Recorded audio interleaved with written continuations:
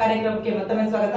ಈ ಕಾರ್ಯಕ್ರಮದ ಪ್ರಾಯೋಜಕರು ತ್ರಿನೇತ್ರ ಶಾಪ್. ಆನ್ಲೈನ್ ಶಾಪಿಂಗ್ ನಲ್ಲಿ ಆಧ್ಯಾತ್ಮಿಕವಾಗಿ ಹಾಗೂ ಯೂನಿವರ್ಸ್ಗೆ ಕನೆಕ್ಟ್ ಆಗುವಂತಹ ಪ್ರಾಡಕ್ಟ್ಗಳನ್ನು ಖರೀದಿಸಿ ಜೀವನದಲ್ಲಿ ಬದಲಾವಣೆ ಕಾಣಿರಿ. Krishnapoorna land developers and construction.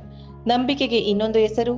ಉತ್ತಮ ನಿವೇಶನಗಳಿಗಾಗಿ ಸಂಪರ್ಕಿಸಿ Krishnapoorna land developers and construction. Okay sir, ಯಾರಾದ್ರೂ ನೀವು ತಪ್ಪು ಮಾಡಿದಾಗ ಹೊಡೆದಿದ್ದುಂಟಾ? ಒದೆ ತಿಂದಿದ್ದೀರಾ ಮಾಸ್ಟರ್ಗಳ ಹತ್ರ? ಮೇಡಮ್ ಅವಾಗ ಅಂದ್ರೆ ಸ್ಟೂಡಿಯಸ್ ಆಗಿ ಇರ್ತಿದ್ವಿ. ಆದ್ರೂ ಕೂಡ ಎಲ್ಲ ಒಂದ್ ಕಡೆ ನಮ್ಗೆ ಈ ತಪ್ಪು ಅಂತ ಬಂದಾಗ ಎಲ್ಲಾರ್ಗು ಹೊಡೆದಾಗ ನಂಗೆ ಹೊಡಿತಾ ಇದ್ರೆ ಆಗಲ್ಲ ಅಂದ್ಬಿಟ್ಟು ನಂಗೂ ಹೊಡಿತಾ ಇದ್ರು. ಸೊ ಅದ್ರಲ್ಲಿ ನಮ್ಮ SMK ಸರ್ ಕೂಡ. ಸೊ ನಾನು ಹೋಮ್ ವರ್ಕ್ ಅದ್ರಲ್ಲೆಲ್ಲ ಫಸ್ಟ್ ಇರ್ತಿದ್ದೆ. ಸೊ ಇವನ್ ಎಲ್ಲಾರ್ಗು ನಿಲ್ಸಿದಾಗ ನಾನು ನಿಲ್ಸಿದ್ರೆ ನನ್ಗೂ ಹೊಡೆದಿದೆ. ಓಕೆ, ಅದು ಬೇರೆ ತರ ಶಿಕ್ಷೆ ಕೊಟ್ಟಿದ್ದೇನಾದ್ರೂ ಇದೆಯಾ ಸ್ಕೂಲಲ್ಲಿ? ನೆನಪಿದ್ಯಾ? ಮರೆಯಕ್ಕಾಗಲ್ಲ ಈ ತರ ಒಂದು. ಈಗ ತುಂಬಾ ಅವಾಗೆಲ್ಲ ಏನೋ ಬಗ್ಸೋದು, ಉಂಟಿ ಕಾಲ ನಿಲ್ಸೋದು. ಮೇಡಮ್ ಅವೆಲ್ಲ ಏನು ಮಾಡಿಲ್ಲ. ಅವಾಗ ಏನ್ ಮಾಡ್ತಿದ್ರು ಅಂತಂದ್ರೆ, ತಪ್ಪು ಮಾಡಿದ್ರೆ ನಮ್ಮ ಅವೇರಳ್ಳಿ ಅಂದ್ಬಿಟ್ಟು ಒಂದು ಸ್ಕೂಲಲ್ಲಿ ನಾನು ಓದಿರೋದು, ಹೈಸ್ಕೂಲು. ಅಲ್ಲಿ ಬಿದ್ರದು ಮಳೆ ಇತ್ತು. ಅಂದ್ರೆ ಬಿದ್ರದೊಂದು ಕಡ್ಡಿಲಿ ಹೊಡಿತಾ ಇದ್ರ, ಕಡ್ಡಿ ತರಿಸಿ ಹೊಡಿತಾ ಇದ್ರು. ನಮ್ಮ ಆ ಬೈಕ್ ಅರ್ಧ ನಾವ್ ಇನ್ನೂ ಚೆನ್ನಾಗಿ ಓದಕ್ಕೆ ತುಂಬಾ ಬರೆಗಳು ಬರ್ತಾ ಇದ್ರು ಹಾಗಾದ್ರೆ ನೋಡ್ಕೊಳ್ಳೋದಕ್ಕೆ ಬರ್ತಿದ್ವು. ಓಕೆ, ಅದ್ರಲ್ಲಿ ನಿಮ್ಮ ಹೇಳ್ತಾ ಇದ್ರಲ್ಲ ಸರ್, ಈಗ ಮಹೇಶ್ ಕುಮಾರ್ ಸರ್ ಅಂತ ಹೇಳ್ತಾ ಇದ್ರಿ, ನಿಮ್ ಫೇವರೆಟ್ ಟೀಚರ್ ಅಂತ ಸಹ ಹೇಳ್ತಾ ಇದ್ರಿ. ಅವ್ರ ಜೊತೆಲಿ ಒಂದು ಮಾತಾಡ್ಕೊಂಡು ಬರೋಣ. ಹಲೋ ಸರ್, ನಮಸ್ತೆ. ಸರ್, ವಾರದ ವಿಶೇಷ ವ್ಯಕ್ತಿ ಜೊತೆ ಮಾತುಕತೆ ಅಂತ ಹೇಳ್ಬಿಟ್ಟು ಒಂದು ಕಾರ್ಯಕ್ರಮ ಮಾಡ್ತಾ ಇದೀವಿ. ಆ ಕಾರ್ಯಕ್ರಮದಲ್ಲಿ ಇವತ್ತು ನಿಮ್ ಸ್ಟೂಡೆಂಟ್ ಇದ್ದಾರೆ, ಮುರಳೀಧರ್ ಅಂತ ಹೇಳ್ಬಿಟ್ಟು. ಮುರಳೀಧರ್ ಅವ್ರ ಬಗ್ಗೆ ನೀವ್ ಏನ್ ಹೇಳಕ್ ಇಷ್ಟಪಡ್ತೀರಾ ಸರ್? ಮುರಳೀಧರ್ ನನ್ನ ಆತ್ಮೀಯ ಅಚ್ಚುಮೆಚ್ಚಿನ ಶಿಷ್ಯ ಅಂದ್ರೆ ತಪ್ಪಿಲ್ಲ. ಓಕೆ, ಯಾಕಂದ್ರೆ ಈಗ ಅವ್ರ ಬಗ್ಗೆ ಹೇಳಕ್ಕೆ ಮೇಡಮ್, ಈಗ ಅಂದ್ರೆ ಅವತ್ತಿನಿಂದಲೇ ಇದ್ದಂತವು ಇವತ್ತು ನೋಡಿದ್ರೆ ಗುರುನ ಶಿಷ್ಯ ಬಿಸ್ಬೇಕು ಅಂತಾರಲ್ಲ, ಓಕೆ, ಅದ ರೀತಿ ಒಂದು 10-20 ಪಟ್ಟು ಬಿಸ್ಬಿಟ್ಟಿದ್ದಾರೆ. ಓಕೆ, ಖುಷಿ ಆಗ್ತದೆ ನಿಮ್ಗೆ ಹಾಗಾದ್ರೆ. ಯಾಕಂದ್ರೆ ಅವತ್ತು ಮುರಳಿ ಅಂತ ಕರೆದಿದ್ವಿ. ಓಕೆ, ಇವತ್ತು ಅವರ PhD ಸಹ ಮಾಡ್ಬಿಟ್ಟು ಈಗ ನಾವು ಡಾಕ್ಟರ್ ಮುರಳಿ ಅಂತ ಕರಿಬೇಕು ನಾವೆಲ್ಲ. ಓಕೆ, ಏನ್ ಅನ್ಸುತ್ತೆ ಸರ್ ನಿಮ್ಮ ಸ್ಟೂಡೆಂಟ್ ಬಗ್ಗೆ ಹಾಗಾದ್ರೆ? ಮೇಡಮ್ ಅವ್ರಿಗೆ ಮೇಡಮ್ ಅವರ ಒಂದು ವ್ಯಕ್ತಿತ್ವ, ಅವರ ಕಲ್ತಿರೋದೊಂದು ಸಂಸ್ಕೃತಿ ಇರ್ಬೋದು, ಅದ್ರ ಬಗ್ಗೆ ಹೇಳಕ್ಕೆ ಈ ಒಂದು 4 ಸಲ ಅಂತ ಹೇಳ್ಬೋದು ನಾವು. ಓಕೆ, ಖುಷಿ ಆಗ್ತಾ ಇದೆ ಹಾಗಾದ್ರೆ ನಿಮ್ಗೆ? ಮೇಡಮ್, ಯಾಕಂದ್ರೆ ಅವರ ತಂದೆ ಮತ್ತು ತಾಯಿಯಿಂದ ಅದು ಬಡವಳಿಗೆ ಬಂದಿತ್ತು ಹೇಳ್ಬೋದು. ಓಕೆ, ಹೇಗಂದ್ರೆ ಈಗ ಒಂದು ನೋಡಿ, ಈಗ ಅವರು ಬೆಳೆದ ಈಗ ಎತ್ತರಕ್ಕೆ ಬೆಳೆದ ಮೇಡಮ್ ಅವ್ರೀಗ ಅವರಿಷ್ಟೇ ಇದ್ದಾಗ ಬೆಳೆದ ಸಹ ಅವ್ರಿರುವಂತ ಒಂದು ಗುರು ಭಕ್ತಿ ಅಂತ ಇದೆಯಲ್ಲ, ಆದ್ರೆ ಇವತ್ತು ಸಹ ಮೇಡಮ್ ಅವ್ರು ಬರ್ತಿಲ್ಲ. ಹಾಗೆ ಎಕ್ಸಾಂಪಲ್ ಹೇಗಿತ್ತಂದ್ರೆ, ಆಕಸ್ಮಿಕವಾಗಿ ಇಲ್ಲದೆ ನಾವು ಒಂದು ಟೌನ್ ನಲ್ಲಿ ಬಸ್ ಸ್ಟ್ಯಾಂಡ್ ಅಲ್ಲಿ ಸಿಗ್ಲಿ ಪಬ್ಲಿಕ್ ಇದೀಗ ಸಹ ನೋಡೋದಲ್ಲ, ಅಷ್ಟು ದೊಡ್ಡ ವ್ಯಕ್ತಿ ತರ ಇದ್ರು ಸಹ ಅವರು ಸಡನ್ ಆಗಿ ಅಕ್ಕಪಕ್ಕ ನೋಡಿದ್ರೆ ಸಡನ್ ಆಗಿ ಈಗ ಸಹ ಹಿಂದಕ್ಕಾದ್ರೆ ಈ ಒಂದು ಗುರು ನಮಸ್ಕಾರ ಮಾಡ್ತಾರೆ, ಸಡನ್ ಆಗಿ ಆತರ ಕಾಲಿಗೆ ನಮಸ್ಕಾರ ಮಾಡ್ಕೊಳ್ತಾರೆ, ಬರ್ತಾರೆ. ತುಂಬಾ ಒಳ್ಳೆ ಸಂಸ್ಕೃತಿನ ಅವ್ರ ಅಪ್ಪ ಅಮ್ಮ ಹೇಳ್ಕೊಟ್ಟಿದ್ದಾರೆ ಅಂತ ಹೇಳ್ತಾ ಇದ್ದಾರೆ. ಅದು ನಿಮ್ ಕಡೆಯಿಂದನೂ ಬಂದಿರುತ್ತೆ ಸರ್, ಯಾಕೆಂದ್ರೆ ಗುರುನು ಒಬ್ರು ಇವರೇ ಅಲ್ವಾ? ನಾನು ಹೇಳ್ಕೊಬಾರ್ದಲ್ಲ. ಓಕೆ, ಅದು ಒಂದು ಮತ್ತೆ ಅವತ್ತಿನ ನಾವು ನೋಡಿದ್ರೆ ಅವ್ರು ಹೋಗ್ತಿರ್ಬೇಕಾದ್ರೆ ಅವರ ಒಂದು ಗ್ರೂಪ್ ನಲ್ಲಿ ಒಂದು ಫೈಟ್ ಇತ್ತು ಓದೋದ್ರಲ್ಲಿ ಅವ್ರಿಗೆ. ಮತ್ತೆ ಅವತ್ತೇ ಅವ್ರಿಗೆ ಟ್ಯಾಲೆಂಟ್ ಇತ್ತು. ಅವನೇನಾದ್ರು ಒಂದು ಭಾಷಣ ಇರ್ಬೋದು, ಪಿಕಲ್ ಸ್ಪೀಚ್ ತರ ಇರ್ಬೋದು, ಒಂದು ಸಾಂಗ್ಸ್ ಇರ್ಬೋದು, ಒಂದು ನಾಟ್ಯ ಇರ್ಬೋದು, ಏನೋ ಒಂದು ಹೇಳಿದ್ರು ಅದ್ರಲ್ಲಿ ಇಲ್ಲ ಹಾಗೆ ನಾವು ಪ್ರೋತ್ಸಾಹ ಮಾಡ್ತೀವಿ. ಯಾಕಂದ್ರೆ ಪ್ರತಿಭೆ ಯಾರು ಅಂತ ನಮ್ಗೆ ಗೊತ್ತಾಗ್ಬಿಡ್ತಾ ಇತ್ತು. ಆದ್ರೆ ನೋಡಿದ್ರೆ ಒಂದು ಏನೋ ಒಂದಿದೆ ಪ್ರತಿಭೆ ಇದೆ ಅಂತ ನಮ್ಗೆ ಅನಿಸ್ತಾ ಇತ್ತು. ಇಲ್ಲ ಕಣೋಗಪ್ಪ, ನೀನ್ ಮಾತಾಡ್ತೀವಪ್ಪ, ನೀನು ಸಾಂಗ್ ಆಡ್ತೀನಿ ಹೋಗಪ್ಪ ಅಂತ ಹೇಳ್ತಾ ಇದ್ದು. ಇವತ್ತು ಅವರು ಸ್ವತಃ ಕವಿತೆಗಳನ್ನ ರಚನೆ ಮಾಡ್ತಾರೆ, ಸ್ವತಃ ಹಾಡುಗಳನ್ನ ಆಡ್ತಾರೆ, ಮತ್ತೆ ಎಷ್ಟೋ ಸ್ಪೀಚ್ ಗಳು ಕೊಟ್ಟಿದ್ದಾರೆ, ಎಷ್ಟೋ ಪುಸ್ತಕಗಳನ್ನ ಬಿಡುಗಡೆ ಮಾಡಿದ್ದಾರೆ. ನಾನು ಅವ್ರದ್ದು ಈ ಫೇಸ್ಬುಕ್ ಅಂತ ನೋಡ್ತಾ ಇರ್ತೀನಿ, ಅವರು ಬರ್ದಿರುವಂತ ಕವಿತೆಗಳನ್ನ ಮತ್ತೆ ಪುಸ್ತಕ ಬಿಡುಗಡೆ ಮಾಡ್ತಾರೆ, ಅವರೇ ರಚನೆ ಮಾಡಿ ಬಿಡುಗಡೆ ಮಾಡಿದಂತ ಬುಕ್ಸ್ಗಳು ತುಂಬಾ ಇದೆ. ಅದು ನೋಡ್ತಾ ಇದ್ರೆ ತುಂಬಾ ಖುಷಿ ಆಗುತ್ತೆ ನಮ್ಗೆ. ಯಾಕಂದ್ರೆ ಒಂದ್ ರೀತಿ ಅಂತ ಶಿಕ್ಷಣ ಪಡೆದ ನನ್ ಪುಣ್ಯ ಅನ್ಕೊಳ್ತೀನಿ ಮೇಡಮ್. ತುಂಬಾ ಖುಷಿ ಪಡ್ತೀನಿ ಮುರಳಿ ಅಂತಂದ್ರೆ. ಸರ್, ನಿಮ್ ಸ್ಟೂಡೆಂಟ್ ಹತ್ರ ಸ್ವಲ್ಪ ಮಾತಾಡಿ. ಹಲೋ ಗುರುಗಳೇ, ನಮಸ್ತೆ ಗುರುಗಳೇ, ನಮಸ್ತೆ. ಸೊ ಇವತ್ತು ಏನೇ ನಾವು ಸಾಂಸ್ಕೃತಿಕವಾಗಿ ಏನೇ ಒಂದು ಸಾಧನೆ ಮಾಡಿದ್ರು ಅದೆಲ್ಲ ನೀವು ಕೊಟ್ಟಂತ ಭಿಕ್ಷೆ ಅಷ್ಟೇ. ಅವಾಗ ಚಿಕ್ಕ ವಯಸ್ಸಲ್ಲಿ ನೀವು ಹೇಳ್ಕೊಟ್ಟಿದ್ದು, ಸೊ ಅದನ್ನೇ ನಾವು ಕಂಟಿನ್ಯೂ ಮಾಡ್ಕೊಂಡು ಇವತ್ತೇನೋ ಒಂದು ಅಳಿಲ್ ಸೇವೆ ಮಾಡ್ತಾ ಇದೀವಿ, ಕನ್ನಡ ಸೇವೆಗೆ. ಯಾವಾಗ್ಲೂ ನಿಮ್ಮ ಆಶೀರ್ವಾದ ಇರ್ಲಿ ಗುರುಗಳೇ, ಇದೇ ತರ. ನಿಜ. ಈ ಕಣ್ಣಿನ ಆರಿಸ್ಬಿಡುತ್ತೆ ಹಾ ಅಂತ ಒಂದು ಸರಸ್ವತಿ ಮತ್ತು ಲಕ್ಷ್ಮಿ ಇಬ್ಬರು ಬಂದಿದ್ದಾರೆ ಅಂತೀನಿ. ಓಕೆ ಎಲ್ಲ ನಿಮ್ಮ ಆಶೀರ್ವಾದ. ದೇವರ ಆಶೀರ್ವಾದ ಸದಾ ನಿಮ್ಮದಿರಲಿ. ಖಂಡಿತ ಗುರುಗಳೇ. ಖುಷಿ ನನ್ನಂತ ಇರಿ. ಇನ್ನಷ್ಟು ನಿಮ್ಮಿಂದ ಅವರಷ್ಟು ಒಳ್ಳೆ ಕೆಲಸ ಕಾರ್ಯಗಳಾಗ್ಲಿ, ಖಂಡಿತವಾಗ್ಲೂ ಬಡವರಿಗೆ ಸಹಾಯ ಆಗ್ಲಿ. ಖಂಡಿತ ಖಂಡಿತ ಯಾಕಂದ್ರೆ ನಿಮ್ಗೆ ಗೊತ್ತಿದೆ, ನೀವು ಓದ್ತಿರ್ಬೇಕಾದ್ರೆ ಅದೊಂದು ಸರ್ಕಾರಿ ಶಾಲೆ ಹೌದು ಹೌದು ಹೌದು ನೀವು ಬಿಡಿಸ್ಕೊಂಡು ಓದ್ತಿ ಇವತ್ತು ಈ ಮಟ್ಟಿಗೆ ನೀವು ಬೆಳೆದಿದ್ದೀರಿ ಅಂತಂದ್ರೆ ಹೌದು. ಅಂದ್ರೆ ಆಶ್ಚರ್ಯ ಆಗುತ್ತೆ, ಒಂದ್ ರೀತಿ ಅದ್ಭುತ ಅನ್ಬೋದು, ನಮ್ದು ಸಂತೋಷ ಆಗುತ್ತೆ. Thank you. ನಾನಂತೂ ಎಕ್ಸಾಂಪಲ್ ನಮ್ಮ ಶಾಲೆ ಮಕ್ಕಳಿಗೂ ನಿಮ್ ಎಕ್ಸಾಂಪಲ್ ಕೊಡ್ತಾ ಇರ್ತೇನೆ. Thank you. ನನ್ನ ಮಕ್ಕಳಿಗೂ ಸಹ ನಿಮ್ ಬಗ್ಗೆ ಎಕ್ಸಾಂಪಲ್ ಕೊಡ್ತಾರೆ. ಥ್ಯಾಂಕ್ ಯು ಸೋ ಮಚ್ ಗುರುಗಳೇ. ಫೋಟೋ ತೋರಿಸ್ತೀನಿ, ನಿಮ್ ಫೋಟೋ ತೋರಿಸ್ತೀನಿ. ಹಾ. ಗೌರ್ಮೆಂಟ್ ಸ್ಕೂಲ್ ಓದಿರುವಂತ ವ್ಯಕ್ತಿ ಏನು ಆಗಲ್ಲ ಅಂತಲ್ಲ, ನೋಡಿ ಇವತ್ತು ಏನಾಗಿದ್ದಾರೆ. ಹೌದು. ಇಷ್ಟೊಂದು ಕೆಲವೊಂದು ಅನೇಕ ಕಾರ್ಯಗಳನ್ನ ಮಾಡಿ ಬ್ರಾಂಚ್ಗಳನ್ನ ಓಪನ್ ಮಾಡಿದ್ದಾರೆ. ಹೌದು. ಅದೇನ್ ಖುಷಿ, ಅದಕ್ಕೆ ನಿದ್ರೆ ಮಾಡ್ತಿರೋದು ಅನ್ನೋದು ಗೊತ್ತಿಲ್ಲ. ಯಾಕಂದ್ರೆ ಯಾವಾಗ್ಲೂ ರಾತ್ರಿ ಶ್ರಮಿಸ್ತಾ ಇದ್ದೀರಾ ನೀವು. ನಿಜ ಗುರುಗಳೇ. ಆ ಒಂದು ಖುಷಿ. ಯಾಕಂದ್ರೆ ಈಗ ಅಂದ್ರೆ ಅವಾಗಿಂದ ನಾವು ಇದಕ್ಕೆ ವರ್ಕ್ ಮಾಡ್ತಿದ್ವಿ, ಆದ್ರೆ ಒಂದು ಸರಿಯಾದ ದಾರಿ ಸಿಕ್ಕಿಲ್ಲ ನಮಗೆ. ನಿಜ. ಅಂದ್ರೆ ನೀವು ಒಂದು ದಾರಿನ ಕನ್ಫರ್ಮ್ ಮಾಡ್ಕೊಂಡು ನಿಮ್ಗೆ ಒಂದು ಮಾರ್ಗದರ್ಶನದಲ್ಲಿ ಹೋಗ್ತಾ ಇದ್ದೀರಾ. ಅದೇ ನಿಮ್ಮ ಮಾರ್ಗದರ್ಶನದಲ್ಲಿ ಇನ್ನೂ ಒಂದಷ್ಟು ಒಳ್ಳೊಳ್ಳೆ ವಿದ್ಯಾರ್ಥಿಗಳು ಬರ್ಲಿ ಅಂತ ಬರ್ತೀನಿ. ಖಂಡಿತವಾಗ್ಲೂ ಗುರುಗಳೇ. ಖಂಡಿತವಾಗ್ಲೂ ಇನ್ನೊಂದಷ್ಟು ವಿದ್ಯಾರ್ಥಿ ಒಳ್ಳೆ ವಿದ್ಯಾರ್ಥಿಗಳನ್ನ ಹುಟ್ಟಾಕ್ಬೇಕು ನೀವು. ಖಂಡಿತ ಗುರುಗಳೇ. ನಿಮ್ಮ ಆಶೀರ್ವಾದ ಯಾವಾಗ್ಲೂ ಇರ್ಲಿ ಇದೇ ರೀತಿ. ಖಂಡಿತ ಇದ್ದೇ ಇರುತ್ತೆ ಮಳೆಯವರೇ. ಓಕೆ ಗುರುಗಳೇ. Thank you. ಧನ್ಯವಾದಗಳು. Okay sir, okay, thank you sir. Thank you so much madam. Thank you. Sir, Mahesh Kumar sir ನಿಮ್ಮ ಬಗ್ಗೆ ತುಂಬಾನೇ ಹೇಳ್ಬಿಟ್ರು. ಅಂದರೆ ಅವ್ರಿಗೆ ತುಂಬ ಹೆಮ್ಮೆ ಆಗ್ತಾ ಇದೆ, ನಮ್ಮ ಒಂದು ಸ್ಟೂಡೆಂಟ್ ಈ ಮಟ್ಟಕ್ಕೆ ಬೆಳೀತಾರೆ ಅಂತ ಯೋಚನೆ ಮಾಡಿದ್ರೆ ನಮಗೆ ಹೆಮ್ಮೆ ಅನಿಸ್ತದೆ. ಅಂದರೆ ಜೊತೆಲಿ ನಿಮಗೆ ಗೌರವ ಕೊಟ್ಟು ಮಾತಾಡಿದ್ರು ಅವರು. ಯಾಕೆಂದರೆ ನಿಮ್ಮನ್ನು ಯಾರೋ ಒಬ್ಬರು ದೊಡ್ಡ ವ್ಯಕ್ತಿನ ಮಾತಾಡಿಸ್ತಾ ಇದ್ದಾರೆ ಅನ್ನೋ ರೀತಿಲಿ ಮಾತಾಡಿಸ್ರು. ನಿಮ್ಗೆ ಏನು ಅನಿಸ್ತಾ ಇದೆ? ಮೇಡಮ್, ನಾವ್ ಎಷ್ಟೇ ಬೆಳೆದ್ರು ಕೂಡ ಗುರುವಿನ ಗುಲಾಮನಾಗುವ ತನಕ ದೊರೆಯದ. ಹೌದು, ಖಂಡಿತ.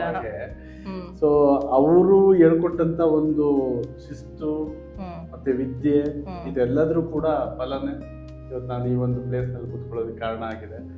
ಸೊ ಸಾಂಸ್ಕೃತಿಕವಾಗಿ ಏನಾದ್ರೂ ನಾನು ಸಾಧನೆ ಮಾಡಿದ್ದೀನಿ ಅಥವಾ ಏನೋ ಒಂದು ಅಲಿಲ್ ಸೇವೆ ಮಾಡಿದ್ದೀನಿ ಅಂತ ಅಂದ್ರೆ ಅದೆಲ್ಲನೂ ಕೂಡ ಅವರು ತಳಪಾಯ ಹಾಕೊಟ್ಟಿದ್ದಾರೆ. ಏಕೆಂದ್ರೆ ಅವ್ರ ಒಂಥರ ದೇವ್ರ ತರ, ಒಬ್ಬ ಗುರು ಅಂತ ಹೇಳಿದ್ರೆ ಅವರು ನಿಮ್ಗೊಂದು ದೇವ್ರ ರೀತಿಯಲ್ಲಿ ನಿಂತ್ಕೊಂಡು ಏನೇನ್ ಕೊಡ್ಬೇಕು ಯಾವ್ಯಾವ ಟೈಮ್ಗೆ ಅಂತ ಹೇಳ್ಬಿಟ್ಟು ದೇವ್ರು ಹೆಂಗೆ ನಮ್ಗೆ ಟೈಮ್ಗೆ ಫೀಡ್ ಮಾಡ್ತಾ ಹೋಗ್ತಾನೋ ಕೆಲವೊಂದು ವಿಚಾರದಲ್ಲಿ ದೇವ್ರಿಗೆ ಗೊತ್ತಿರುತ್ತೆ ನಮ್ಗೆ ಯಾವ ಟೈಮಲ್ಲಿ ಏನ್ ಕೊಟ್ರೆ ಅದನ್ನ ಯೂಸ್ ಮಾಡ್ಕೊಳ್ಳೋ ಶಕ್ತಿ ಅವ್ರಿಗೆ ಇದೆಯಾ ಇಲ್ವಾ ಅಂತ. ಅದೇ ರೀತಿ ಒಬ್ಬ ಗುರುಗೋಸ್ಕರನೇ ನಿಮ್ಗೆ ಯಾವ ರೀತಿ ಈಗ ಅವ್ರು ಹೇಳ್ತಾ ಇದ್ರು, ನಿಮ್ ಕೈಲಿ ಅದು ಹಾಡು ಹೇಳೋದಕ್ಕಾಗತ್ತೆ, ನಿಮ್ ಕೈಲಿ ಅದು ಒಂದು ಭಾಷಣ ಮಾಡೋದಕ್ಕಾಗತ್ತೆ ಅಂತೇಳಿ ಗುರುತಿಸಿ ನಿಮ್ಮನ್ನ ಅಲ್ಲಿ ಮುಂದಕ್ಕೆ ಬಿಡ್ತಾ ಇದ್ರು ಅಂತೇಳಿ ತುಂಬಾ ಖುಷಿ ಅನಿಸ್ತು ಸರ್ ಅವ್ರ ಹತ್ರ ಮಾತಾಡಿ. ನಿಮ್ಗೆ ಏನ್ ಅನಿಸ್ತು ಸರ್ ಅವ್ರ ಹತ್ರ ಮಾತಾಡಿ? ತುಂಬಾ ಖುಷಿಯಾಗಿದೆ. ಆಕ್ಚುಲಿ ನಾವು ಅಂತ ಒಂದು ಶಿಕ್ಷಕರನ್ನ ಪಡೆದದ್ದು ನಿಜಕ್ಕೂ ನನ್ನ ಒಂದು ಜೀವನದಲ್ಲಿ ಅದೃಷ್ಟ ಅಂತಾನೆ ಹೇಳ್ಕೊಬೇಕು. ಯಾಕೆ ಅಂತಂದ್ರೆ ಒಬ್ಬ ಗುರು ಬೆನ್ತಟ್ಟಿ ಬೆಳೆಸಿದ್ರೆ ಒಬ್ಬ ಶಿಷ್ಯ ಯಾವ ಮಟ್ಟಕ್ಕಾದ್ರೂ ಖಂಡಿತ ಹೋಗ್ಬೋದು ಅನ್ನೋದಕ್ಕೆ ಕಾರಣ ಆಗ್ತದೆ.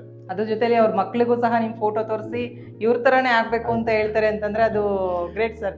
ಅಂದ್ರೆ ಆ ಮಟ್ಟಕ್ಕೆ ನೀವು ಅವ್ರಿಗೆ ಸ್ಫೂರ್ತಿಯಾಗಿದ್ದೀರಾ ಅಂತ ಅಂದ್ಬಿಟ್ಟು ಅನ್ಸಿ. ಮತ್ತೆ ನಿಮ್ಮ ಸ್ಕೂಲಲ್ಲಿ ಅಂದ್ರೆ ನೀವೇ ಓದಿದ್ರಂತ ಸ್ಕೂಲಲ್ಲಿ ಅವ್ರು ಬೇರೆ ಮಕ್ಳಿಗೆ ನಿಮ್ ಬಗ್ಗೆ ಒಂದು ಉದಾಹರಣೆ ಕೊಟ್ಟು ಹೇಳ್ತಾರೆ ಅಂತಂದಾಗ ಅದು ಒಂದು ಸಿಕ್ಕಾಪಟ್ಟೆ ಖುಷಿ ಆಗತ್ತೆ ಸರ್. ಈಗ ಇಷ್ಟೆಲ್ಲ ನೋಡ್ಕೊಂಡು ಬಂದ್ವಿ, ಕೇಳ್ಕೊಂಡು ಬಂದ್ವಿ, ಎಲ್ಲ ನಿಮ್ದು ಎಷ್ಟೋ ನಿಮ್ದು ಜೀವನ ಪುಟಗಳನ್ನ ಮತ್ತೆ ತೆರೆದಿಟ್ಟು ನೀವೆಲ್ಲ ವೀಕ್ಷಕರಿಗೆ ತಿಳಿಸ್ಕೊಡ್ತಾನು ಬಂದ್ರಿ. ಇದ್ರ ಜೊತೆಲಿ ನೀವು ಬೆಂಗಳೂರು ಬಂದ್ಮೇಲೆ ನಿಮ್ದು ಎಜುಕೇಶನ್ ಎಲ್ಲ ಕಂಪ್ಲೀಟ್ ಆದ್ಮೇಲೆ ನೀವು ಬೆಂಗಳೂರು ಬಂದ್ಮೇಲೆ ನೀವ್ ಏನ್ ಬಿಸ್ನೆಸ್ ಸ್ಟಾರ್ಟ್ ಮಾಡಿದ್ರಿ? ಸ್ಟಾರ್ಟಿಂಗ್ ಅಂದ್ರೆ ಏನ್ ಕೆಲಸ ಆಯ್ಕೆ ಮೊದಲನೇದಾಗಿ ನಾನು ಪ್ರಾಧ್ಯಾಪಕನಾಗಿ ನನ್ನ ಕೆಲಸ ಪ್ರಾರಂಭ ಮಾಡಿದ್ದು East West Institute of Technology ಅಂತ ಅಂದ್ಬಿಟ್ಟು EWIT ಅಂತ ಇದೆ ಇಲ್ಲಿ ಮಾಗಡಿ ರೋಡ್ ನಲ್ಲಿ. ಸೊ ಅಲ್ಲಿ ಮೊಟ್ಟ ಮೊದಲನೇದಾಗಿ ನಾನು ಒಬ್ಬ ಲೆಕ್ಚರರ್ ಆಗಿ ಪ್ರಾರಂಭ ಮಾಡಿದ್ದೆ ನನ್ನ ವೃತ್ತಿ ಜೀವನ. ಅದಾದ್ಮೇಲೆ ಅಸಿಸ್ಟೆಂಟ್ ಪ್ರೊಫೆಸರ್ ಆದೆ. ಅದಾದ ನಂತರ ನಾನು KSIT ಕಾಲೇಜಿಗೆ ಸಮವಾರಿ ಸಂಘ ಇನ್ಸ್ಟಿಟ್ಯೂಟ್ ಆಫ್ ಟೆಕ್ನಾಲಜಿ ಅಂತ ಅನ್ನೋ ಕಾಲೇಜಿಗೆ ಅಲ್ಲಿ ಸೀನಿಯರ್ ಗ್ರೇಡ್ ಅಸಿಸ್ಟೆಂಟ್ ಪ್ರೊಫೆಸರ್ ಆಗಿ ಜಾಯ್ನ್ ಆದೆ. ಅದಾದ ನಂತರ 2020 ಕೋವಿಡ್ ಸಮಯದಲ್ಲಿ ನಾನು ಜಾಬನ್ನ ಬಿಟ್ಬಿಟ್ಟೆ. ಸೊ ಏನಾದ್ರೂ ನಾನೇ ಒಂದು ಮಾಡ್ಬೇಕು ಅನ್ನೋ ಕಾರಣಕ್ಕೆ ಬಿಸ್ನೆಸ್ ಮಾಡೋಣ ಅನ್ನೋ ಕಾರಣಕ್ಕೆ. ಸರ್, ನೀವೀಗ ಜಾಬ್ ಮಾಡಿದ್ರಿ ಅಂತ ಹೇಳಿದ್ರಿ, ನಿಮ್ಮ ಮೊದಲನೇ ಸಂಬಳ ಎಷ್ಟು ಅಂತ ಕೇಳ್ಬೋದಾ? ನೀವು ಪ್ರಪ್ರಥಮವಾಗಿ ನಿಮ್ಮ ಎಜುಕೇಶನ್ ಎಲ್ಲ ಕಂಪ್ಲೀಟ್ ಆದ್ಮೇಲೆ ನೀವು ದುಡ್ದಿದ್ದು ಅಂತ ನಿಮ್ಮ ಬೆವರಿನ ಹನಿಗೆ ಒಂದು ಸಂದಾಯವಾದ 6,500 ಸಂಬಳ ತಗೊಂಡಾಗ ನಿಮ್ ಮನ್ಸು ಏನ್ ಅನ್ಸಿತ್ತು? ಖುಷಿ ಆಯ್ತು ಮೇಡಮ್. ಯಾಕೆ ಅಂತಂದ್ರೆ ಅಲ್ಲಿವರೆಗೂ ಕೂಡ ಈ ಕಾರ್ಯಕ್ರಮದಲ್ಲಿ ಒಂದು ಸಣ್ಣ ವಿರಾಮ ತಗೊಂಡು ಮತ್ತೆ ಬರೋಣ. ವಾರದ ವಿಶೇಷ ವ್ಯಕ್ತಿ ಜೊತೆ ಆರ್ ಪೂರ್ಣಿಮಾ ಮೂರ್ತಿ. ತ್ರಿನೇತ್ರ ಶಾಪ್ ಆನ್ಲೈನ್ ಶಾಪಿಂಗ್ನಲ್ಲಿ ಆಧ್ಯಾತ್ಮಿಕವಾಗಿ ಹಾಗೂ ಯೂನಿವರ್ಸ್ಗೆ ಕನೆಕ್ಟ್ ಆಗುವಂತಹ ಪ್ರಾಡಕ್ಟ್ಗಳನ್ನು ಖರೀದಿಸಿ ಜೀವನದಲ್ಲಿ ಬದಲಾವಣೆ ಕಾಣಿರಿ. Krishnapoorna land developers and construction, ನಂಬಿಕೆಗೆ ಇನ್ನೊಂದು ಹೆಸರು. ಉತ್ತಮ ನಿವೇಶನಗಳಿಗಾಗಿ ಸಂಪರ್ಕಿಸಿ Krishnapoorna land developers and construction. ನಮ್ಮ ತಂದೆ ಮೇಲೆ ಡಿಪೆಂಡ್ ಆಗಿದೆ. ಸೊ ಫಸ್ಟ್ ಸಂಬಳ ಬಂದಾಗ ಈಗ ನಾವು ಮಕ್ಳುಗಳು ಏನ್ ಮಾಡ್ತೀವಿ, ತಂದೆ ತಾಯಿ ದುಡ್ಡು ಕೊಟ್ಟಾಗ ಖರ್ಚು ಮಾಡ್ತೀವಿ, ದುಡ್ಡಿನ ಬೆಲೆ ಗೊತ್ತಿರಲ್ಲ. ಅದೇ ನಾವು ಆ ಒಂದು ಹಣವನ್ನ ಸಂಪಾದನೆ ಮಾಡಿದಾಗ ಅದ್ರ ಹಿಂದೆ ಇರ್ತಕ್ಕಂಥ ಎಫರ್ಟ್ಸ್ ನಮ್ಗೆ ಅರ್ಥ ಆಗುತ್ತೆ. ಯಾಕೆಂದ್ರೆ 24ರಿಂದ 25 ದಿನ ಕೆಲಸ ಮಾಡ್ಬೇಕಾಗಿತ್ತು ಅವಾಗ 6,500 ಸಂಬಳ ಬರಬೇಕು ಅಂತಂದ್ರೆ. ಸೊ ಅದಾದ್ಮೇಲೆ ಸಂಬಳ ಇನ್ಕ್ರೀಸ್ ಆಗುತ್ತೆ. ನಂದು ಇಷ್ಟು ಬಂದಾಗ ನಂದು ಸ್ಯಾಲ್ರಿ ಫಸ್ಟ್ ಸ್ಯಾಲ್ರಿ ಬಂದು 18,000 ಇರುತ್ತೆ. 6,500 ಸಂಬಳ ತಗೊಂಡಿದ್ದಾಗ ಎಲ್ಲಿದ್ರಿ? ನಾನು ಫಸ್ಟ್ ಅವಾಗ ಸ್ಟೂಡೆಂಟ್ ಕಮ್ ಲೆಕ್ಚರರ್ ಆಗಿದ್ದೆ. ನಾನು ಓದೋಂತ ಕಾಲೇಜಲ್ಲೇ ನನ್ನ ಒಂದು ಪರ್ಸೆಂಟೇಜ್ ಚೆನ್ನಾಗಿತ್ತು ಅಂತ ಅಲ್ಲಿ ಗೆಸ್ಟ್ ಲೆಕ್ಚರರ್ ಆಗಿ ನನ್ನ ಕೊಟ್ಟಿದ್ದು. ಅದು ನನ್ನ ಮೊದಲನೇ ಸಂಬಳ 6,500 ಸಂಬಳ. ಸೊ ಅದಾದ ನಂತರ ಎಷ್ಟಕ್ಕೆ ಬಂದಾಗ ನನ್ನ ಸಂಬಳ 18,000 ಇತ್ತು. ಮುಗಿಸ್ಕೊಂಡು ನಾನು MTech ಆದ್ಮೇಲೆ ಬಂದಾಗ. ಸೊ ಅದಾದ ನಂತರ ಹಂಗೆ 6,500 ಸಂಬಳ ತಗೊಂಡ್ರಲ್ಲ ಸರ್ ನೀವು, ಆ ಸಂಬಳನ ಯಾವ ರೀತಿ ಖರ್ಚು ಮಾಡಿದ್ರಿ?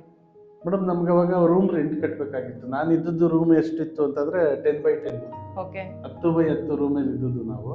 ಸೊ ಅವಾಗ ಬಾಡಿಗೆ ಅದಕ್ಕೆ 1,700 ರೂಪಾಯಿ ಬಾಡಿಗೆ ಕಟ್ಟಬೇಕಾಗಿತ್ತು. 1,700 ರೂಪಾಯಿ ಬಾಡಿಗೆ, ಮತ್ತೆ ನನ್ನ ಊಟದ ಖರ್ಚು ಅದೆಲ್ಲನೂ ಸೇರಿ ಒಂದು ತಿಂಗಳಿಗೆ 1,500-2,000 ರೂಪಾಯಿ ಆಗೋದು. ಅದ್ರ ಜೊತೆಗೆ ಮನೆಗೂ ಕೂಡ 1,000 ರೂಪಾಯಿ ದುಡ್ಡು ಕೊಡ್ತಿದ್ದೆ. ಮನೆ ಕಳಿಸ್ತಾ ಇದ್ರಿ? ಏನಾದ್ರು ನಿಮ್ ತಾಯಿಗೆ ಅಥವಾ ನಿಮ್ ತಂದೆಗೆ ಗಿಫ್ಟ್ ಕೊಟ್ಟಿದ್ದುಂಟು. 6,500 ಸಂಬಳದಲ್ಲಿ ನಮ್ಮ ತಾಯಿಗೆ ಸೀರೆ ಕೊಟ್ಟಿದ್ದು, ನಮ್ಮ ತಂದೆಗೆ. ಯಾವ ತರ ರಿಯಾಕ್ಟ್ ಮಾಡಿದ್ರು ನಿಮ್ ತಾಯಿ? ಅದೇ ಖುಷಿ ಪಟ್ರು. ಈಗ ಒಬ್ಬ ಅಂದ್ರೆ ಅವ್ರಿಗೇನು ಅಂತಂದ್ರೆ ಇಷ್ಟು ವರ್ಷ ನಾವು ಸಾಕ್ತಂತ ಮಗ ಇವತ್ತು ಸಂಪಾದನೆ ಮಾಡೋ ತರ ಆಗಿದ್ದಾನೆ ಅನ್ನೋ ಒಂದು ಖುಷಿ ಅವ್ರ ಕಣ್ಣಲ್ಲಿ ಇತ್ತು. ಓಕೆ ಸರಿ, ಈಗ ನೆಕ್ಸ್ಟಿಗೆಲ್ಲ ನೀವು ಕೆಲಸ ಎಲ್ಲ ಮಾಡ್ಕೊಂಡು ಬಂದ್ರಿ, ಕೆಲವೊಂದ್ ಕಡೆ ಕೆಲಸ ಮಾಡಿದ್ರಿ, ಎಲ್ಲ ಆಯ್ತು, ನೆಕ್ಸ್ಟ್ ಬಿಸ್ನೆಸ್ಗೆ ಹೋದ್ರಿ ಅಂತ ಹೇಳಿದ್ರಿ. ಬಿಸ್ನೆಸ್ನ ಆಯ್ಕೆ ಮಾಡ್ಕೊಂಡ್ಮೇಲೆ ಬಿಸ್ನೆಸ್ ಅಲ್ಲಿ ಏಳು ಬೀಳು ಎರಡು ಕಾಮನ್. ಒಂದೇ ಸಲ ಮೇಲೆ ಹತ್ತೋದಕ್ಕೂ ಆಗಲ್ಲ, ಒಂದೇ ಸಲ ಕೆಳಗಡೆ ಬೀಳೋದಕ್ಕೂ ಆಗಲ್ಲ. ಹೇಗಿತ್ತು ಸರ್ ಬಿಸ್ನೆಸ್? ಮೇಡಮ್ ಫಸ್ಟ್ ನಾನು ಏನ್ ಹೇಳ್ತೀನಪ್ಪ ಅಂತಂದ್ರೆ, ನಾವು ಯಾವುದೇ ಬಿಸ್ನೆಸ್ ಕೈ ಹಾಕ್ಬೇಕು ಅಂದ್ರೂ ಮೊಟ್ಟ ಮೊದಲನೇದಾಗಿ ನಾವು ಅದರಲ್ಲಿ ಒಂದು ಸ್ಟಡಿ ಮಾಡ್ಕೊಬೇಕು, ಅಥವಾ ನಾವು ಒಂದು 2 ವರ್ಷ ಅದ್ರ ಕೆಲಸ ಮಾಡ್ಬೇಕು. ಖಂಡಿತ. ಬಟ್ ನಾನು ಫಸ್ಟ್ ಜನರೇಷನ್ ಬಿಸ್ನೆಸ್ ಮ್ಯಾನ್ ಹಂಗೆ ನೋಡಿದ್ರೆ, ನನ್ನ ತಂದೆ ಬಂದು ಎಂಪ್ಲಾಯಿ ಇದ್ರು. But first generation business man ಆಗಿದ್ದಾಗ ನಮ್ಗೆ ಏನಾಯ್ತು ಅಂದ್ರೆ ಹರ್ಡಲ್ಸ್ಗಳು ತುಂಬಾ ಇತ್ತು. ಅಂದ್ರೆ ಸಪೋರ್ಟ್ ಇಲ್ಲ, ಈಗ ಬ್ಯಾಕ್ ಗ್ರೌಂಡ್ ಇಲ್ಲ. ಮೇನ್ ಫೈನಾನ್ಷಿಯಲ್ ಬ್ಯಾಕ್ ಗ್ರೌಂಡ್ ಇದ್ರೆ ಹೇಗಾದ್ರೂ ಇದು ಮಾಡ್ತಾರೆ. ಇಲ್ಲ ಅವ್ರ ತಂದೆ ಮಾಡ್ತಿದ್ದಂತ ಬಿಸ್ನೆಸ್ ಮಗ ಮಾಡ್ಕೊಂಡು ಹೋದ್ರೆ ಏನ್ ತೊಂದರೆ ಇರಲ್ಲ. ಬಟ್ ನಮ್ಗೆ ಫಸ್ಟ್ ಜನರೇಷನ್ ಬಿಸ್ನೆಸ್ ಆಗಿದ್ರಿಂದ ಯಾವ ಕಡೆ ಇದನ್ನು ಸಪೋರ್ಟ್ ಇಲ್ಲ. ಸೊ ಅವಾಗ ತುಂಬಾ ಹಾರ್ಡಲ್ ಮಾಡಿದ್ವಿ. ಎಷ್ಟು ಇನ್ವೆಸ್ಟ್ಮೆಂಟ್ ಅಲ್ಲಿ ನೀವು ಬಿಸ್ನೆಸ್ ನ ಸ್ಟಾರ್ಟ್ ಮಾಡಿದ್ರಿ? ಫಸ್ಟ್ ಇನ್ವೆಸ್ಟ್ಮೆಂಟ್ ನಂದು 2020ರಲ್ಲಿ 3.5 ಲಕ್ಷದಿಂದ. 3.5 ಲಕ್ಷ. ಆ 3.5 ಲಕ್ಷ ನಿಮ್ದೇ ದುಡ್ಡು ಆಗಿತ್ತಾ ಅಥವಾ ನಿಮ್ದು ಸ್ವಂತ ದುಡಿಮೆ ಆಗಿತ್ತು? ಸೊ ಅದಾದ್ಮೇಲೆ 3.5 ಲಕ್ಷದಿಂದ ಸ್ಟಾರ್ಟ್ ಮಾಡಿದೆ. ಅಂದ್ರೆ ಒಂದು ಓನ್ ಕಂಪನಿ ಸ್ಟಾರ್ಟ್ ಮಾಡಿದೆ ಮಹಾಲಕ್ಷ್ಮಿ ಲೇಔಟ್ನಲ್ಲಿ. ಸೊ ಅದೇ ಸಮಯಕ್ಕೆ ಏನಾಯ್ತು, ಕೋವಿಡ್ ಬಂದ್ಬಿಡ್ತು 2020. ಸೊ ಒಂದು software business, digital marketing plus web development ಅದೊಂದು ಇತ್ತು. ಸೊ ಅದ್ರ ಜೊತೆಗೆ ಜಟಾಯು ಸ್ಟಾಫಿಂಗ್ ಫೋರ್ಸ್ ಅಂತ ಅಂದ್ಬಿಟ್ಟು ತಲಕಾವೇರಿ ಲೇಔಟ್ನಲ್ಲಿ, ಈಗ ಯಲಹಂಕ ತರ ಇದೆ ಅದು, ತಲಕಾವೇರಿ ಲೇಔಟ್ ಅಂತ, ಅಲ್ಲಿ ಜಟಾಯು ಸ್ಟಾಫಿಂಗ್ ಫೋರ್ಸ್ ಅಂತ ಕಂಪನಿ ಸ್ಟಾರ್ಟ್ ಮಾಡಿತ್ತು. ನಾವು ಸ್ಟಾರ್ಟ್ ಮಾಡೋದಕ್ಕೂ ಕೋವಿಡ್ ಬರೋದಕ್ಕೂ ಒಂದೇ ತರ ಆಯ್ತು. ಆಲ್ಮೋಸ್ಟ್ ಒಂದು 2 ಇಯರ್ಸ್ ಸ್ಟ್ರಗಲ್ ಎಲ್ಲ ಆಗಿದೆ. ತುಂಬಾ ಅಂದ್ರೆ ತುಂಬಾ ಆ ಟೈಮಲ್ಲಿ ಸಾಲಗಳು ಮಾಡ್ಕೊಂಡ್ವಿ. ಸೊ ಸುಮಾರು ದುಡ್ಡನ್ನ ಕಳ್ಕೊಂಡ್ವಿ. ಸೊ ಈ ತರ ಎಲ್ಲ ಆಯ್ತು ಆ ಸಮಯದಲ್ಲಿ. ಆ ಸಾಲಗಳು ಮಾಡ್ಕೊಂಡ್ವಿ ಅಂತ ಹೇಳಿದ್ರಲ್ಲ, ಪರ್ಸೆಂಟೇಜ್ ಜಾಸ್ತಿ ತಗೊಂಡಿದ್ರಾ ಅಥವಾ ಕಡಿಮೆ ಪರ್ಸೆಂಟೇಜ್ ತಗೊಂಡಿದ್ರಾ ಅಥವಾ ಬ್ಯಾಂಕ್ ಅಲ್ಲಿ ತಗೊಂಡಿದ್ರಾ? ಇಲ್ಲ, ಬ್ಯಾಂಕ್ ಅಲ್ಲಿ ನಾನು ಯಾವ್ದು ಸಾಲ ಮಾಡಿಲ್ಲ. ಸೊ ಕೆಲವೊಂದು ಆಪ್ಸ್ ಗಳಲ್ಲಿ ನಾವು ಸಾಲ ಮಾಡಿದ್ದು, ಮತ್ತೆ ವೈಯಕ್ತಿಕವಾಗಿ ಸಾಲ ಮಾಡಿದ್ದು. ಸೊ ಅದು ಏನಾಯ್ತು ಅಂತಂದ್ರೆ, ಆ ಸಮಯದಲ್ಲಿ ಬಿಸ್ನೆಸ್ ನ ಉಳಿಸ್ಕೊಳ್ಳೇಬೇಕು ಅನ್ನೋ ಕಾರಣಕ್ಕೆ ನಾವು ಮಾಡ್ಕೊಂಡಿದ್ದು. ಬಟ್ ತುಂಬಾ ಸ್ಟ್ರಗಲ್ ಆಯ್ತು ನಮ್ಗೆ. So even ಸಾಲಗಾರದಾಗಿರ್ಬೋದು, ಇನ್ನೊಂದಾಗಿರ್ಬೋದು. ಬಟ್ ಎಲ್ಲ ಏನ್ ಪರ್ಸೆಂಟೇಜ್ ತಗೊಂಡಿರ್ಬೋದು ಸರ್ ನೀವು ಅವಾಗ? ಮೇಡಮ್ ಅವಾಗ 2%, 3%. ಒಂದು ವಿಚಾರ ನಾನು ಹೇಳೋದೇನಂತಂದ್ರೆ, ನಿಮ್ಮ ಹತ್ರ ದುಡ್ಡಿದ್ರೆ ಮಾತ್ರ ಬಿಸ್ನೆಸ್ ಕೈ ಹಾಕಿ. ಸೊ ದುಡ್ಡಿಲ್ಲ, ಎಲ್ಲಿಂದನೂ ತಂದು ನಾವು ಹಾಕ್ತಿವಿ ಅಂತಂದ್ರೆ ತುಂಬಾ ಸ್ಟ್ರಗಲ್ ಮಾಡಬೇಕಾಗ್ತದೆ. ಓಕೆ, ಅದನ್ನೆಲ್ಲ ತಡ್ಕೊಳ್ಳುವಂತ ಕೆಪಾಸಿಟಿ ಇರಬೇಕಾಗುತ್ತೆ. ಇರಬೇಕು. ಓಕೆ, ಸೊ ಇಲ್ಲ ಅಂದ್ರೆ ಎಷ್ಟೋ ಜನಗಳು ಬಿಸ್ನೆಸ್ ಮಾಡಕ್ಕೆ ಕೈ ಸುಟ್ಕೊಂಡು ಅವರು ಆತ್ಮಹತ್ಯೆಗಳನ್ನ ಮಾಡ್ತಾರೆ. ಸರ್ ಈಗ ನೀವು ಬಿಸ್ನೆಸ್ ಮಾಡಿರೋರು, ಆಲ್ರೆಡಿ ತುಂಬಾ ವರ್ಷಗಳಿಂದ ಬಿಸ್ನೆಸ್ ಮಾಡ್ತಾ ಇದ್ದೀರಾ. ಬಿಸ್ನೆಸ್ ಒಂದೇ ವರ್ಷದಲ್ಲಿ ಲಾಭ ಕೊಡಲ್ಲ. 100%. ಇವಾಗ ನಮ್ಮ ಜನ ಏನ್ ಅನ್ಕೊಂತಾರೆ ಅಂದ್ರೆ ಈಗ ಮಾಡಿದ ತಕ್ಷಣ ಇವತ್ತೇ ಆಗ್ಬಿಡ್ಬೇಕು ಅಂತ ಅನ್ಕೊಂತಾರೆ. ಅದಕ್ಕೆ ನೀವೇನ್ ಹೇಳಕ್ ಇಷ್ಟಪಡ್ತೀರಿ? ಸೊ ಯಾವುದೇ ಒಂದು ನೀವು ಸ್ವಂತ ಸ್ಟಾರ್ಟ್ಅಪ್ ನ ಮಾಡ್ತೀರಿ ಅಂದ್ರೆ ಮಿನಿಮಮ್ 2 to 3 years ಬೇಕು. 2 to 3 years, ಅದು 5 years stabilize ಆಗೋದಕ್ಕೆ 5 years ಆದ್ರೂ ಹಾಗೆ ಆಗುತ್ತೆ. ಅಲ್ಲಿನವರೆಗೂ ಸ್ಟ್ರಗಲ್ ಮಾಡಿದ್ರೆ ಮುಂದಿನ ಜೀವನ ಚೆನ್ನಾಗಿರುತ್ತೆ. 5 ವರ್ಷದವರೆಗೂ ನೀವು ಅದನ್ನ ಕಾಪಾಡ್ಕೊಂಡು ಬಂದ್ರೆ ಅದು ನೆಕ್ಸ್ಟ್ ನಿಮ್ಮನ್ನ ಕಾಪಾಡುತ್ತೆ. ನೆಕ್ಸ್ಟ್ ಇನ್ನ ಮಿಕ್ಕಿದ ವರ್ಷಗಳು ಅದು ನಿಮ್ಮನ್ನ ಕಾಪಾಡುತ್ತೆ. ಓಕೆ, ಸೊ ಆ ಒಂದು ತಾಳ್ಮೆ ಎಲ್ಲ ಬಿಸ್ನೆಸ್ ಮೆನ್ಗಳಲ್ಲಿ ಇರಬೇಕು. ಮತ್ತೆ ಅಕಸ್ಮಾತ್ ಆ ಟೈಮಲ್ಲಿ ಒಂದು ಹರ್ಡಲ್ ಬಂದ್ರೂ ಕೂಡ ಯಾವ ತರ ಸಾಲ್ವ್ ಮಾಡ್ಬೇಕು ಅನ್ನೋ ಒಂದು ವಿಷಯ ಗೊತ್ತಿದ್ರೆ ಆ ಬಿಸ್ನೆಸ್ ಗೆ ಎಂಟ್ರಿ ಆಗೋದ್ರಲ್ಲಿ ತುಂಬಾ ಒಳ್ಳೇದು. ಯಾಕೆ ಅಂತಂದ್ರೆ ಒಬ್ಬ ಎಂಪ್ಲಾಯಿ 20 ವರ್ಷ ದುಡಿತಾನೆ ಒಂದೇ ಕೆಲಸನ.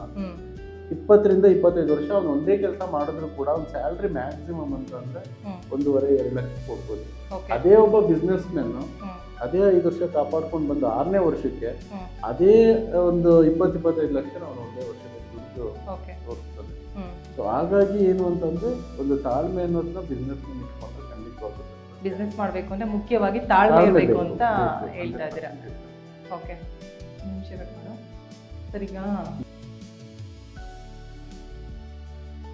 ಸರ್ ಈಗ ಬಿಸ್ನೆಸ್ ಮಾಡ್ತಾ ಇದ್ರಿ ಅಂತ ಹೇಳಿದ್ರಿ ಇಷ್ಟೊತ್ತು. ಆ ಬಿಸ್ನೆಸ್ ಅಲ್ಲಿ ನೀವು ಒಂದೇ ರೀತಿ ಬಿಸ್ನೆಸ್ ಮಾಡ್ಕೊಂಬಂದ್ರೆ ಅಥವಾ ಹಲವಾರು ರೀತಿ ಏನಾದ್ರು ತೊಡಗಿಸ್ಕೊಂಡ್ರ ನೀವು? ಇಲ್ಲ ಮೇಡಮ್, ನಾವು ಆಕ್ಚುಲಿ ನನ್ನ ಕಂಪನಿ ಒಂದೇ ಪ್ರಾರಂಭ ಮಾಡಿದ್ದಲ್ಲ. ಅದ್ರ ಪ್ಯಾರಲಲ್ಲಿ ಏನು ಅಂತಂದ್ರೆ PGಗಳನ್ನ ಸ್ಟಾರ್ಟ್ ಮಾಡಿದೆ. PG ಕ್ಲಾಸಿಕ್ PG ಅಂತ ಒಂದೇ ಬಿಸ್ನೆಸ್ ನ ನೆಚ್ಕೊಂಡ್ರೆ ಹಲವಾರು ರೀತಿಲಿ ದುಡ್ಡು ಬಂದು ಚೆನ್ನಾಗಿರುತ್ತೆ ಅನ್ನೋ ಕಾರಣಕ್ಕೆ ಕ್ಲಾಸಿಕ್ PG ಅನ್ನ ಸ್ಟಾರ್ಟ್ ಮಾಡಿದೆ.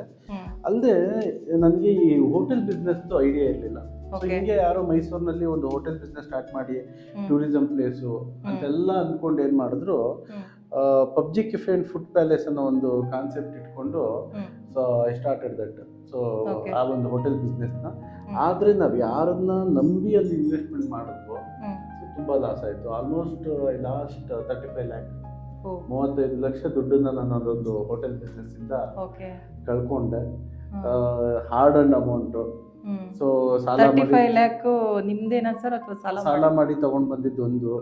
ಸೊ ಅಲ್ಲಿಂದ ಬಿಟ್ರೆ ಸ್ವಂತ ಹಣ, ಹಣ ಎಲ್ಲಾನು ಯಾರನ್ನೋ ನಂಬಿ ಬಿಸ್ನೆಸ್ ಹಾಕೋದ್ರಿಂದ I lost almost 35 lac.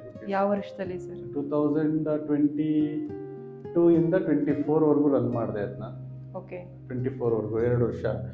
But ಅಷ್ಟು ಇದಾಗಿಲ್ಲ, ನಾವು ಅನ್ಕೊಂಡದ್ ಮಟ್ಟಕ್ಕೆ ಆಗಿಲ್ಲ. ಬಟ್ ಅದೇನಾದ್ರೂ ಕ್ಲಿಕ್ ಆಗಿದ್ರೆ ಇವತ್ತು ಹೋಟೆಲ್ ಬಿಸ್ನೆಸ್ ಅಲ್ಲಿ ಮೈಸೂರಲ್ಲಿ I am the number 1. But ನಾನು ಹೇಳೋದು ಏನಂತಂದ್ರೆ ನಾವು ಬಿಸ್ನೆಸ್ ಮಾಡ್ತೀವಿ ಅಂದ್ರೂ ಕೂಡ ನಮ್ಮ ಪ್ರೆಸೆನ್ಸ್ ಇದ್ರೆ ಮಾತ್ರ ನಾವು ಆ ಬಿಸ್ನೆಸ್ ಕೈ ಹಾಕ್ಬೇಕು. ಇದ್ದದ್ ಮೈಸೂರು, ನಾನು ಇದ್ದದ್ ಬೆಂಗಳೂರು, ಹಂಗ ಅಪ್ ಅಂಡ್ ಡೌನ್ ಕಷ್ಟ ಆಗ್ತಿತ್ತು. ಅಲ್ಲಿ ಕೆಲವೊಬ್ರು ನಂಬ್ಕೊಂಡ್ವಿ, ಅವ್ರೇನ್ ಮಾಡಿದ್ರು ಬಿಸ್ನೆಸ್. ಸೊ ಈ ತರ ಒಂದಾಯ್ತು. ಸೊ ಅದು ನನ್ನ ಒಂದು ಕೆರಿಯರ್ ನಲ್ಲಿ ವೆರಿ ಸ್ಯಾಡೆಸ್ಟ್ ಬಿಸ್ನೆಸ್ ಅಂತ. ಅಂದ್ರೆ 35 ಲಕ್ಷ ಯಾವ ರೀತಿ ಮತ್ತೆ ರಿಕವರ್ ಮಾಡ್ಕೊಳ್ಳೋದಕ್ಕೆ ಟ್ರೈ ಮಾಡಿದ್ರಿ ಸರ್? ಮತ್ತೆ ಮೇಡಮ್ ಈಗ ಅದಾದ್ಮೇಲೆ ನಾನು ಜಾಬ್ ಬಿಟ್ಟಿದ್ದು, ಮತ್ತೆ enter into the job. So ಜಾಬ್ಗೆ ಎಂಟ್ರಿ ಆದೆ, ಪ್ರಿನ್ಸಿಪಾಲ್ ಆಗಿ ಕೆಲಸ ಮಾಡಿದೆ. ಸೊ ಅಲ್ಲೇ ನನ್ನೇ ಕೆಲವೊಂದು ವರ್ಟಿಕಲ್ ಬಿಸ್ನೆಸ್ಗಳನ್ನ ಸ್ಟಾರ್ಟ್ ಮಾಡಿಕೊಂಡು ಎಲ್ಲ ಕಂಪ್ಲೀಟ್ ಮಾಡಿದ್ರೆ ಸರಿ. ಅದನ್ನ ನೆನ್ಸ್ಕೊಂಡ್ರೆ ನಿಮ್ಗೆ ಏನ್ ಅನ್ಸುತ್ತೆ ಸರ್? ಇಲ್ಲ, ಒಂದು ವಿಚಾರ ಹೇಳೋದೇನಂತಂದ್ರೆ ಯಾರನ್ನೋ ನಮ್ಗೆ ನೀವು ಬಿಸ್ನೆಸ್ ಅನ್ನ ಕೈ ಹಾಕೋ ತಪ್ಪು. ಅಥವಾ ನೀವು ಯಾವ್ದಾದ್ರು ಬಿಸ್ನೆಸ್ ಸ್ಟಾರ್ಟ್ ಮಾಡ್ತೀರಿ ಅಂದ್ರೆ ನಿಮ್ಮ ಪ್ರೆಸೆನ್ಸ್ ಅಲ್ಲಿ ಇರಬೇಕು. ನೀವು ಅದ್ರಲ್ಲಿ ಇನ್ವಾಲ್ವ್ ಆದ್ರೆ ಮಾತ್ರ ಒಂದು ಬಿಸ್ನೆಸ್ ಸಕ್ಸಸ್ ಕಾರಣಕ್ಕೆ ಕಾರಣ ಆಗುತ್ತೆ. ಬಿಟ್ರೆ ಯಾರನ್ನೋ ನಂಬಿ ನಾವು ಬಿಸ್ನೆಸ್ ತೆಗಿತೀವಿ. ಈಗ ಒಂದ್ಸಲ ನಾವು ಸೋತ್ಬಿಟ್ಟು ಅಂತಂದ್ರೆ ಮತ್ತೆ ಗೆಲ್ಲಕ್ಕಾಗಲ್ಲ ಅಂತ ಎಷ್ಟೋ ಜನ ಅನ್ಕೊಂತಾರೆ. ಈಗ ನೀವು 35 ಲ್ಯಾಕ್ಸ್ ನಿಮ್ ತಲೆ ಮೇಲೆ ಬಂದ್ರು ಸಹ ಅದನ್ನೆಲ್ಲ ಮತ್ತೆ ಅದನ್ನ ಹೋಗ್ಲಾಡಿಸಿ ಮತ್ತೆ ನೀವೇನೋ ಒಂದು ರೀತಿಲಿ ನೀವು ಇದನ್ನ ಕಂಡುಕೊಂಡ್ರಿ. ಅದಕ್ಕೆ ನೀವು ಏನ್ ಹೇಳಕ್ ಇಷ್ಟಪಡ್ತೀರಿ? ಒಂದು ವಿಚಾರ ಮೇಡಮ್, ಆತ್ಮಸ್ಥೈರ್ಯ ಯಾವತ್ತೂ ಕಳ್ಕೊಬಾರ್ದು. ಸೊ ಯಾವ್ದು ಈಗ ನಮ್ಗೆ ಎಷ್ಟೇ ಪ್ರೆಷರ್ ಬಂದ್ರೂ ಕೂಡ ಆತ್ಮಸ್ಥೈರ್ಯ ಕಳ್ಕೊಳಕ್ ಹೋಗ್ಬಾರ್ದು. ಯಾಕೆ ಅಂತಂದ್ರೆ ಆತ್ಮಸ್ಥೈರ್ಯ ಅನ್ನೋದು ನಮ್ಗೆ ಹೆಂಗೆ ಅಂತಂದ್ರೆ ಬೆನ್ನೆಲುಬಾಗಿರ್ತದೆ. ಅದನ್ನ ಒಂದು ಸರಿ ಕಳ್ಕೊಂಡ್ಬಿಟ್ರೆ 100% ನಮ್ಗೆ ಸೂಸೈಡ್ಗೆ ದಾರಿ ಮಾಡ್ಕೊಳಕ್ ಹೋಗುತ್ತೆ ಅದು. ಸೊ ಹಾಗಾಗಿ ಏನಂತಂದ್ರೆ ಇರೋ ನಾಲೆಡ್ಜ್ ನಿಮ್ಗೆ ಏನಿದೆ ಆಕ್ಚುಲಿ. ಈಗ ನನ್ನ ಸ್ಟ್ರೆಂತ್ ಏನು ಎಜುಕೇಶನ್. ಈಗ ನನ್ನ ಸ್ಟ್ರೆಂತ್ ಎಜುಕೇಶನ್ ಅಂತಿದ್ದಾಗ ನಾನು ಏನ್ ಮಾಡಿದೆ, ಏನೇ ಎಂಟರ್ಡ್ ಇದ್ದು ಅಕಾಡೆಮಿಕ್ ಫೀಲ್ಡ್ ಬಂದೆ, ಎಜುಕೇಶನ್ ಪ್ರಿನ್ಸಿಪಾಲ್ ಆದೆ. ಸೊ ಒಳ್ಳೆ ಸ್ಯಾಲರಿ ಬರೋದಕ್ಕೆ ಸ್ಟಾರ್ಟ್ ಆಯ್ತು. ಸೊ ಈ ತರ ಅಂದ್ರೆ ನಾವೇನು ತಿಳ್ಕೊಂಡಿರ್ತೀವೋ ಅದರಲ್ಲಿ ನಾವು ಬಿಸ್ನೆಸ್ ಮಾಡೋದು ಚೆನ್ನಾಗಿರುತ್ತೆ. ಒಳ್ಳೇದು. ಗೊತ್ತಿಲ್ದಿರೋ ಒಂದು ವಿಚಾರದಲ್ಲಿ ಬಿಸ್ನೆಸ್ ಮಾಡ್ಲಿಕ್ಕೆ ಹೋಯ್ತು ಅಂದ್ರೆ ದುಡ್ಡು ಹಾಕಿದ್ರೆ ಹೌದು, ಖಂಡಿತ ಕಳ್ಕೊಂತೀವಿ. ಅದ್ರಲ್ಲೂ ಬೇರೆಯವ್ರನ್ನ ನಂಬಿ ನಾವೇನ್ ಮಾಡ್ಲಿಕ್ಕೆ ಹೋದ್ರು ಅದು ಹೌದು ಅಷ್ಟೇ ಅಂತ ಹೇಳ್ತಾ ಇದ್ದಾರೆ. 100% ಅದು ಸತ್ಯ ಮೇಡಮ್. ಆರೋಗ್ಯ ಚೆನ್ನಾಗಿರಲು ಹಾಗೂ ಮನಸ್ಸು ನಿರಾಳವಾಗಿರಲು ಉತ್ತಮ ಸಾಧನವಾಗಿ ಕೆಲಸ ಮಾಡೋದು ಈ ಒಂದು ಬ್ರಾಸ್ಲೆಟ್. ಈ ಪ್ರಾಡಕ್ಟ್ ಅನ್ನು ಖರೀದಿಸಲು ಈಗಲೇ ಗೂಗಲ್ ಪ್ಲೇಸ್ಟೋರ್ಗೆ ಹೋಗಿ ತ್ರಿನೇತ್ರ ಶಾಪ್ ಅಂತ ಸರ್ಚ್ ಮಾಡಿ ಆಪ್ ನ ಡೌನ್ಲೋಡ್ ಮಾಡ್ಕೊಳ್ಳಿ. ನಂತರ ಲಾಗಿನ್ ಮಾಡಿ ನಿಮಗೆ ಬೇಕಾದ ಪ್ರಾಡಕ್ಟ್ ಅನ್ನು ಖರೀದಿಸಿಕೊಂಡು ಜೀವನವನ್ನು ನೆಮ್ಮದಿಯಾಗಿರಿಸಿಕೊಳ್ಳಿ.